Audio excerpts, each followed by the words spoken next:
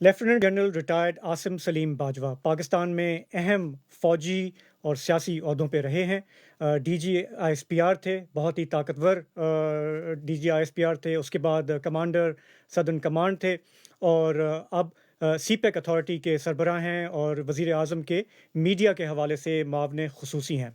उनके हवाले से एक ख़बर आई है, ख़बर धमाका ख़ेज़ है, जो कि एक वेबसाइट ने शाया की है, जो कि सहाफ़ी अहमद नूरानी ने उसमें एक इन्वेस्टिगेटिव पीस किया है।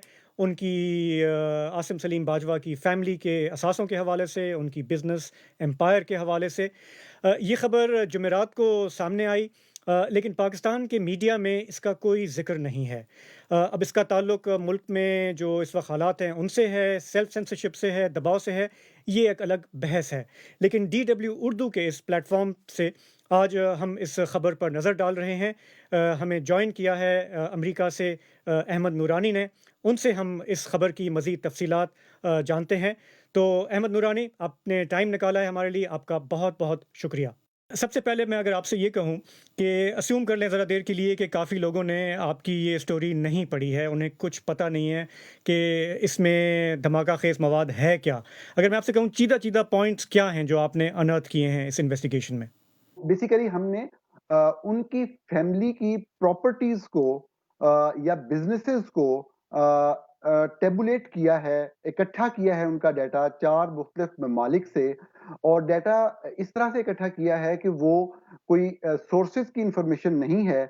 कोई भी बिजनेस या प्रॉपर्टी जो कि किसी भी गवर्नमेंट के अंदर, किसी लोकल गवर्नमेंट में या किसी काउंटी गवर्नमेंट में रजिस्टर होती है, तो प्रॉपर जो ऑफिशियल डॉक्यूमेंट्स हैं वो निकलवा कर उनकी बुनियाद पे एक डेटाबेस मुरतब की है। और सीधा पॉइंट उसका बुनियादी तौर पे ये है कि जनरल साहब एक फैमिली से, एक पढ़ी लिखी फैमिली से बिलोंग करते थे, जो एक वेल टू डू फैमिली थी, लेकिन बहुत बड़ी अमीर या ऐसी फैमिली नहीं थी जो अमेरिका जैसे शहर में आके मिलियंस ऑफ डॉलर्स की इन्वेस्टमेंट कर सके। तो ये एक अंडरस्टैंडिंग है कि उनकी जो फैमिली जब 2002 में वैसे तो 1990 से उनके भाई यहाँ मौजूद थे, लेकिन 2002 से जब बिजनेस स्टार्ट हुआ तो उसी साल, उस साल के आखिर में, 2003 के शुरू में, 2002 के आखिर में आसिम सलीम बाजवा साहब ने जनरल मुशर्रफ को ज्वाइन किया जो डिक्टेटर थे, और ये उनके स्टाफ ऑफिसर के तौर पर उनके साथ गए।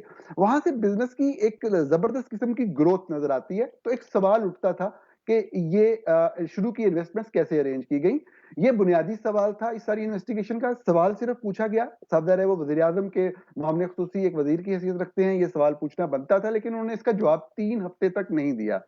फिर आगे बेसिकली टेबुलेट किया गया है कि उनकी 99 कंपनीज बनी इन 4 ममालिक के अंदर, जो रेस्टोरेंट फ्रेंचाइज़ीज़ 175 कायम की, तो जिसमें से 133 इन अभी इन तक कायम 4 है। ममालिक में कौन-कौन से मुल्क शामिल हैं?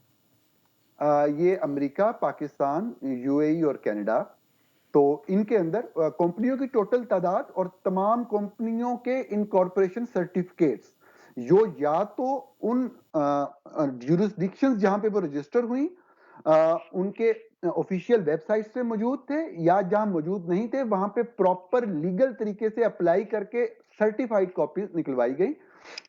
उन बिजनेसेस की आगे इन्वेस्टमेंट बाज़ जगह पे रेस्टोरेंट फ्रेंचाइज़ीज़ की सूरत में थी, बाज़ जगह पे प्रॉपर्टीज़ खरीदी गई जो कि कमर्शियल प्रॉपर्टीज़ थी, जिनकी वैल्यू जिस तरह 2018 में जो प्रॉपर्टीज़ खरीदी गई, वो एक की प्रॉपर्टी की वैल्यू $5 मिलियन है और एक की प्रॉपर्टी की वैल्यू $1.2 मिलियन है, जिसके ऊपर डेवलपमेंट की गई और एक शॉपिंग सेंटर बना, तो उसकी वैल्यू भी 5 मिलियन से ज़्यादा हो गई। तो बुनियादी जो फैक्ट्स हैं वो ये हैं कि जनरल साहब के बेटों ने 4-5 साल पहले इन्वेस्टमेंट करना शुरू की, और उन्हीं सेक्टर्स में इन्वेस्टमेंट की जो किसी न किसी तरीके से जनरल साहब की जो जिम्मेदारियां थी उनसे कोई ना कोई मुताबिकत उनकी बनती थी। जैसे वो बलोचिस्तान में कमांडर सदरन कमांड लगे, जो कि एक मिनरल रिच प्रोविंस है, तो उनके बेटे के नाम पे एक माइनिंग के सेक्टर में कंपनी नजर आती है। बलोचिस्तान में एक बहुत बड़ा प्रोजेक्ट हमारा चल रहा है, पाकिस्तान चाइना इकोनॉमिक कॉरिडोर सी पैक, तो वो कमांडर सदरन कमांड होने के नाते ज्यादा काम बलोचिस्तान में हो रहा है। तो उनके भाई जो कि पेशे के लिहाज से डॉक्टर्स हैं, वो एक सिल्क लाइन, अब सिल्क लाइन भी वो सिल्क रोड चाइना वाला मामला, वो एक नाम मिलता है, तो उन्होंने labour and man power supply की एक कंपनी बना ली। तो ये सब सवाल उठते थे, सवाल उठाए गए हैं, लेकिन जो जो कंपनी का नाम लिखा है उसकी ओनरशिप का हर डॉक्यूमेंट, ऑफिशियल डॉक्यूमेंट जो है, वो इस स्टोरी का हिस्सा है। आखिरी बात, इनके बेटों ने जो इन्वेस्टमेंट की पाकिस्तान के अंदर वो 6-7 सेक्टर्स में थी, अमेरिका के अंदर भी वो इन्वेस्टमेंट आई और ज़ाहिर है कि सबसे अहम पॉइंट इस स्टोरी का पाकिस्तान के खास तनाजुर के अंदर एक ये भी बनता है कि जिस डिपार्टमेंट से ताल्लुक है आसिम बाजवा साहब का, या ताल्लुक रहा है, या जिस डिपार्टमेंट के ये मीडिया के इंचार्ज रहे, फौज के डिपार्टमेंट के, उसमें इनका मुसलसल एक नैरेटिव जो हमें मिलता है कि लोगों को कहा जाता है कि वो पाकिस्तान में आके इन्वेस्ट करें, बाकायदा आईएसपीआर कॉन्फ्रेंसेज कंडक्ट करता है इकोनॉमी के ऊपर।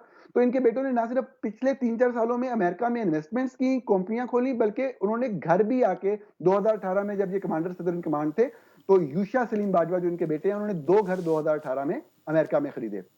अच्छा, आपने इस रिपोर्ट की तैयारी के दौरान जैसे आपने कहा आपने आसिम सलीम बाजवा साहब से रब्ता किया, उन्होंने जवाब नहीं दिया। हमने भी आज उनसे रब्ता करने की कोशिश की है। उनके जो करीबी स्टाफ में हैं ब्रिगेडियर अतीक, उनको भी हमने कॉल्स की, लेकिन ना हमारी कॉल्स रिसीव हुई, ना कोई वहाँ से जवाब आया। ताहम कल रात को बाजवा साहब ने एक ट्वीट किया जिसमें उन्होंने कहा कि एक अननोन वेबसाइट जो है वो मिलिशियस प्रोपेगेंडा कर रही है मेरे खिलाफ। तो और इसके अलावा भी हमने देखा है कि उनके भाइयों ने कहा है कि जी कि हमारे बिज़नेस से बाजवा साहब का कोई ताल्लुक़ नहीं है। इस तरह उनके साहबज़ादे का मैंने एक ट्वीट देखा है जिसमें उन्होंने कहा कि जी ये तो रॉ की साजिश है, सीपैक को नाकाम करने की साजिश है। आसिम बाजवा साहब ये कहने में हक बजानिब हो सकते हैं कि अगर मेरे भाइयों ने कई साल पहले जाके वहाँ पे कोई बिज़नेस शुरू किया, तो इससे मेरा क्या ताल्लुक है? देखिए, बड़ा सिंपल और सादा-सा जवाब मेरा ये होगा कि अगर उनके भाई ने ट्वीट किया है कि हमारे इस बिज़नेस से आसिम बाजवा का कोई ताल्लुक नहीं है, तो मैं एक सहाफ़ी की हैसियत से बहुत वाज़ेह अंदाज़ में सादा बात ये करूँगा कि फिर मेरी स्टोरी गलत है। मैंने जो स्टोरी की है, उसमें मेरे से सवाल ज़रूर पूछा जा सकता है, लेकिन कोई भी सहाफ़ी उन डॉक्यूमेंट्स का मुताला ज़रूर करेगा जो मैंने साथ लगाए हैं। वो या ये कह सकते हैं कि ये डॉक्यूमेंट जाली है या मैंने खुद बनाया है। अगर वो गवर्नमेंट का ऑफिशियल डॉक्यूमेंट है जो ये कह रहा है कि मोहतरमा फर्रुख ज़ेबा, जो कि आसिम सलीम बाजवा साहब की अहलिया हैं, जिनका नादरा से रिकॉर्ड भी वेरीफाई किया गया, उनके बाय बर्थ सर्टिफिकेट से भी और उनके बाय मैरिज सर्टिफिकेट से भी, वो 2007 से एक ऑपरेटिंग एग्रीमेंट जो कि ओहायो स्टेट ऑफ अमेरिका में रजिस्टर हुआ, बाजवा साहब के बाकी 5 भाइयों के साथ पेरेंट कंपनी बाजको ग्लोबल मैनेजमेंट में बराबर की मालिक हैं। अगर ये बात गलत है, तो फिर साफ ज़ाहिर है कि स्टोरी गलत है। फिर तो एक दूसरी तरफ बात चलनी चाहिए और इसी फैक्ट को डिनाई करना है बुनियादी साहब तौर पे बाजवा साहब ने या उनके भाई ने। उन्होंने ये नहीं कहना कि उनका कोई ताल्लुक, उन्होंने कहना है कि ये जो स्टोरी की गई है, जो एक गुमनाम या एक नई वेबसाइट पे स्टोरी की गई है, इसमें ये वाला जो डॉक्यूमेंट लगाया है, जिसकी बुनियाद पे एक सहाफ़ी या रिपोर्टर ये कंसीव कर रहा है कि बेगम साहबा का कोई हिस्सा है, तो ये डॉक्यूमेंट जाली है, गलत है। ये कहना है उन्होंने। तो इस हद तक तो आपकी बात सही है। मैंने एक ट्वीट देखा है उनके भाई का अब्दुल मालिक बाजवा का, जो कि प्रेसिडेंट हैं इस कंपनी के, और उन्होंने कहा है कि आसिम बाजवा और उनके साहबजादों का कंपनी से ताल्लुक नहीं। उन्होंने उनकी अहलिया के बारे में कुछ नहीं कहा।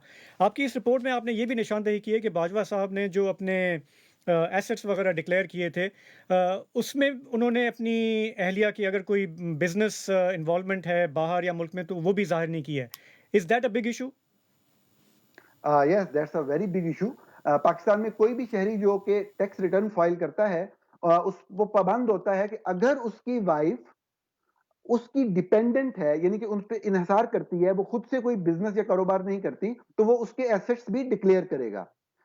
अगर वो डिपेंडेंट नहीं है तो वो अपने एसेट्स खुद डिक्लेयर करेगी।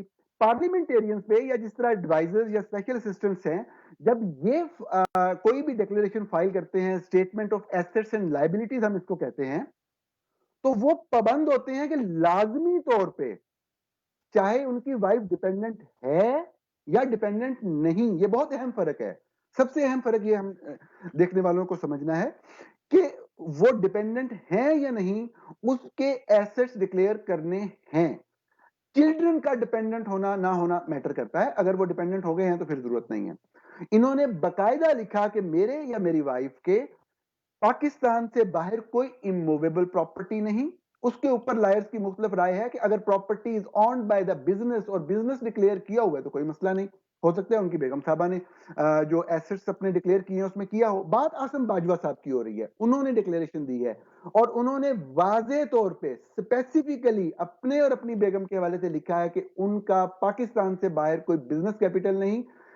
तमाम टैक्स एक्सपर्ट्स इस बात पे मुत्तफिक हैं कि ये एक रॉन्ग और मिसलीडिंग डिक्लेरेशन है। उन्होंने नीचे जाके इन्वेस्टमेंट्स के खाना में अपनी फैमिली बिजनेस में अपनी वाइफ की तरफ से 31 लाख रुपए का जिक्र किया है, लेकिन ऊपर उन्होंने नील लिखा है कि बाहर नहीं है, डिक्लेयर किया है, जो कि गलत है। ठीक है। मैं आसिम बाजवा साहब के पॉइंट ऑफ व्यू से ये सोच रहा हूँ कि वो ये कह सकते हैं कि चलें मुझसे बेध्यानी हो गई या मैंने गलत बयानी की है। इसमें जो एक इंसिनुएशन है इस रिपोर्ट में वो ये है कि ये करप्शन है। मतलब उन्होंने अपने ओहदे को गलत इस्तेमाल किया, उनकी माल मिल्कियतें जो हैं उनकी फैमिली की वो मल्टीप्लाई होती गई 4 मुल्कों में। इस रिपोर्ट में आप ज़ाहिर है कि उस हवाले से तो कोई सबूत नहीं दे रहे कि इन्होंने अगर कोई करप्शन की है तो उसके हवाले से तो कोई एविडेंस नहीं है सच, राइट? बतौर सहाफ़ी हमारा काम, और इस अदारे का नाम भी फैक्ट फोकस है, हमारा काम फैक्ट्स को लोगों के सामने लाना है और फैक्ट्स को सुनी सुनाई बात को नहीं, सबूत के साथ और तस्दीक के साथ सामने लाना है। आसिम बाजवा गवर्नमेंट के एक अहम और आला ओहदेदार हैं। इससे पहले वो पाकिस्तान के सबसे ताकतवर डिपार्टमेंट आर्मी में बहुत आला ओहदे पे फाइज रह चुके हैं। उनके मुंसलिक उनके कारोबार, उनकी वाइफ या उनके बच्चों के कारोबार के ऊपर काम करना, उसको सामने लेके आना फैक्ट्स की रोशनी में एक सहाफी के तौर पे मेरा फर्ज बनता है। मैंने लोगों को बता दिया कि 2002 तक इस फैमिली के किसी मेंबर का, ना बीवी का, ना बेटों का, ना किसी भाई का, कोई मुकम्मल मलकियती कारोबार दुनिया में किसी जगह पे नहीं था। हो सकता है हो, वो लाएं, सबूत दे देंगे, मुझे गलत साबित कर देंगे। नंबर एक, 2002 में मामला शुरू हुए और बहुत तेजी से बढ़े। मैंने उसके सबूत मांगे हैं, सिर्फ ये रिपोर्ट किया है कि मेरे सवाल का जवाब नहीं दिया। हो सकता है वो कल को कहें जी ये हमारे पास सबूत है, लेकिन स्टोरी यहां पे खत्म नहीं हो रही ना। स्टोरी साहब आगे चलती है कि यकदम आप देखें कि एक इक्वल पार्टनरशिप आती है एक मिलियंस ऑफ डॉलर्स के बिजनेस में। नंबर वन, बेटे इन्वेस्टमेंट करते हैं तब जब वो टॉप ऑफिस होल्ड कर रहे होते हैं और वो सेक्टर्स में इन्वेस्टमेंट करते हैं जिनका उनसे कोई ना कोई ज्यादातर मामला में रिलेशनशिप बन रहा है। रियल एस्टेट में बहुत बड़े बड़े बंगले और फार्म हाउसेस बन रहे हैं, माइनिंग की कंपनियां चल रही हैं, बेवरेजेस की कंपनियां चल रही हैं, मार्केटिंग की कंपनीज जो हैं वो बन रही हैं, मैन्युफैक्चरिंग की कंपनीज बन रही हैं।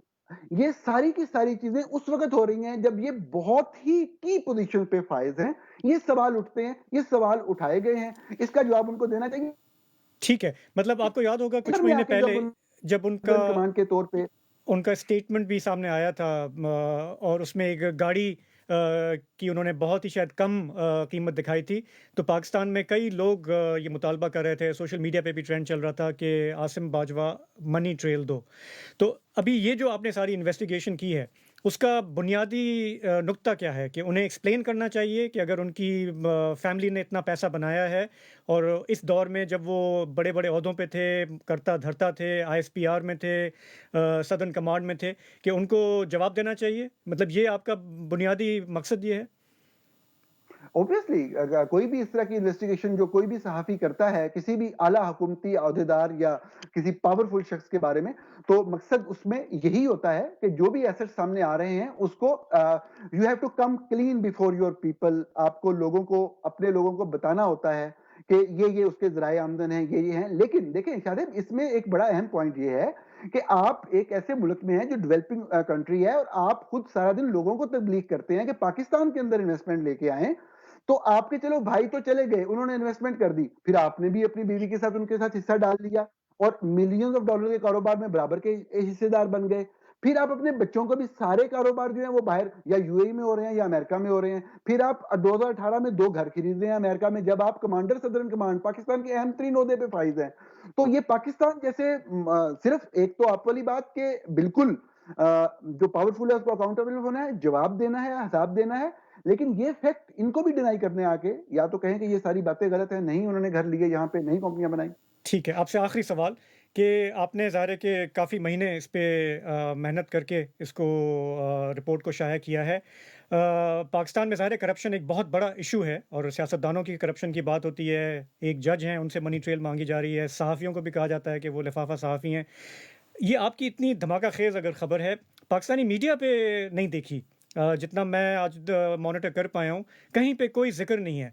तो इससे क्या शुकूक व शुबहत उठते हैं कि रिपोर्ट में कहीं झोल है, कहीं ये बाउंस ना कर जाए?